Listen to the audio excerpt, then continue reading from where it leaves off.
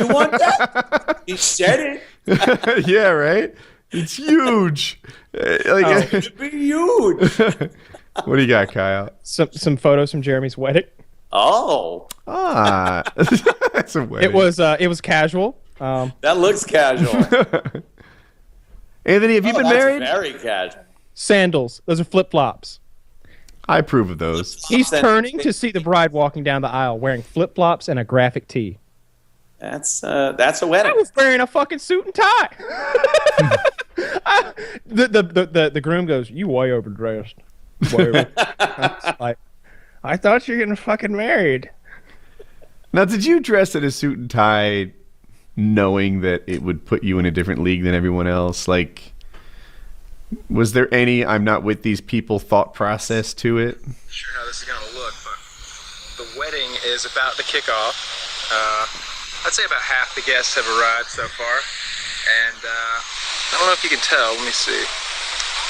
I don't know what I'm about to say. Yeah, you're like, wait a minute, I don't remember this. No telling what I said like 4 months ago to my own phone. As you can see, there's a lot of blacks here, right? Yeah. A lot more minorities than I thought. Fellas over there, they're with me, and we're going to go handle that in just a minute. There might be a hate crime on there. I don't know. But yeah, no, I didn't wear it knowing that I thought that, like, you know, the main participants of the wedding would be wearing like a shirt and tie, at least. Usually, yeah. I didn't think denim would be the fabric of the day, and it turned out. Where was it? What state? Georgia. All right, and it makes sense. Usually, like, I wouldn't. When you asked Kyle if he was doing that to put himself in like a league above, my instinct was to be like, well, of course he did. Like, Kyle's a calculated, smart guy, and then I thought about it more of like, this is a wedding though. Like, someone has to have a suit that you can borrow. Like, it doesn't have to be a tux. It could just be an ill-fitting suit with They got changed for the wedding. They got changed for the wedding in a gift shop, and the wedding procession itself was by a waterfall that's a tourist attraction, and there were tourists showing up at the end of the wedding who wanted to get back there to look at the waterfall. It was a real shit show. Wow. I saw the groom bare-assed at one point because I was trying to take a piss, and they were all naked in the bathroom changing into their wedding attire. It was a real shit show. And how long ago was this? 4 months ago, 5 months ago. Oh, okay. How many more months till the divorce? Well, they're pregnant again. They're gonna have child number 2. They just found that out. So soon too. Wow, great news. Yeah, year after the first. Yeah, those guys are great. Wonderful. I should Is that the worst wedding you've ever been to? I hadn't been to a lot of weddings. I think I maybe been to 2 or 3. Like I was telling this to Woody, like we went to, and it was like right after Joe's wedding. So that should give you the timeline. I don't recall how long ago that was. It's been months and months, but. It was last year, and it was pretty soon after Joe's wedding. I wore something pretty similar to Jeremy's wedding, and yeah, it was great. Joe had a really nice wedding. This is Joe Lozon, for people who don't know what we're talking about. Yeah, His wedding was great. It had a lot of pro fighters in it, and a lot of cauliflower ears in the crowd. It was I was just really aware of the fact that most of those people could kick my ass without trying. Yeah, I was trying not to look at any tits without these 3 deaths is a dull day. A dull affair. I'm so afraid of like staring at some cleavage or something to the wrong person and just waking up like 3 hours later. Woody's like, as we ride back to the hotel, I'm just like, inside my face is gone. Yeah. Like, see something you like. And then you just get dead. What was the last thing you remember? Tits. I saw tits. I remember the 10 count. And I remember stay down.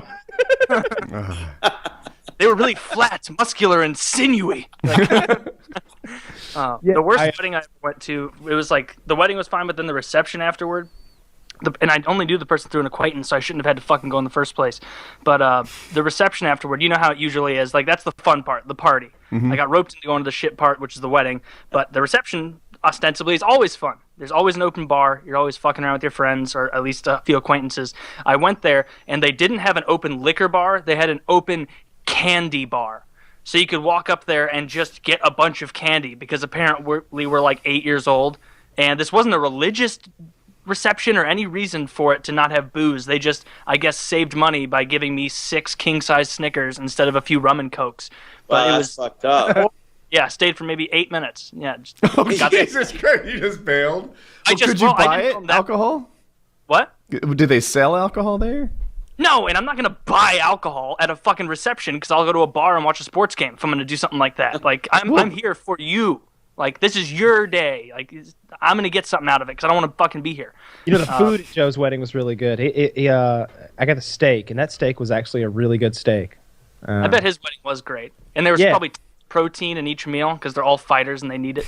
Yeah, I can remember talking to Joe about like how big the wedding was going to be. Woody, and myself were in a car in Chicago or something months and months prior, and he was talking about how like we do a big wedding. We're gonna make this thing real, and I think it was a lot bigger than Woody and I would have done our own personal weddings. But I think a thing for them is big weddings, and they did it. It was nice. My wedding was a lot like Joe's, I think. Yeah? Yeah, Okay. A comparable lot of affair. professional fighters roaming about. Yeah. No professional fighters. What was I gonna say? Oh, one of the things I liked about Joe, and I was a big softy about it, but I was like looking at the families, like I was like, this is a good union. Like there's a lot of good people at this party. You know, Yeah. it's cool. So Yeah.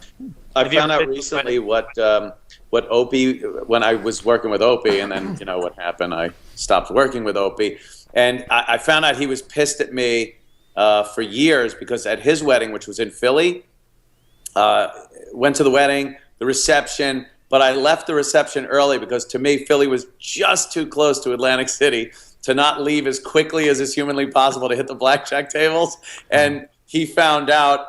That's why I left, and that's where I went. So he was very angry that I would be such a. Why would he care? You guys weren't even that close. Thank you. Why would he care? That's what I Did you said. win some money at least? What's that? Did you win some money at least? I'm not even sure, but it was a lot of fun. You know, it's AC. It's Borgata. We're playing blackjack, drinking. You know, I could stay at a wedding for just so long. I don't know why people feel like you're obligated to stay there for the entire duration.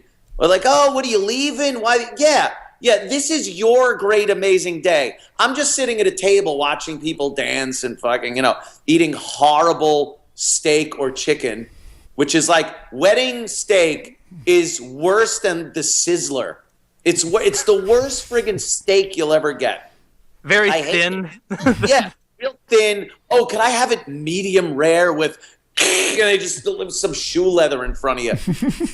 Yes, could the 17-year-old who makes this make it exactly the same as the other 300 people he's making it for? That's what it is. He's going to make sure he gets every order of the 280 people perfect. It's Yeah. ain't going to happen. I'm going to the Borgata. Leave me alone. Yeah. Do you think that you'll ever even be in a room with Opie again?